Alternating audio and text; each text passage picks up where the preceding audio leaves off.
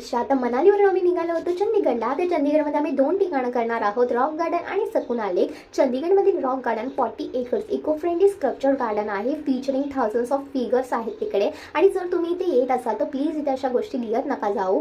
आणि इथे वेगवेगळ्या प्रकारचे मासे सुद्धा आहेत, मेड एंटायरली फ्रॉम इंडस्ट्रियल आणि home waste like ceramic, bottle and bangle, जे की वेस्ट ऑफ मटेरियल आहे आणि त्याचा आपण रियूज करू शकतो. अशा गोष्टींपासून खूप साऱ्या गोष्टी तिथे बनवल्या गेलेल्या आहेत आणि त्या बघण्यासारख्या सुद्धा आहेत. त्या गार्डनमध्ये असे पाणी सुद्धा लावलेले गेले. त्यानंतर आम्ही गेलो होतो सकुना लेकवर. सकुना लेक सुद्धा बघण्यासारखा आहे आणि आम्ही सनसेटच्या टायमाला गेलो होतो आणि सनसेट बघून झाल्यावर आम्ही आलो आमच्या बसमध्ये आणि थोडीफार मजा सुद्धा केली.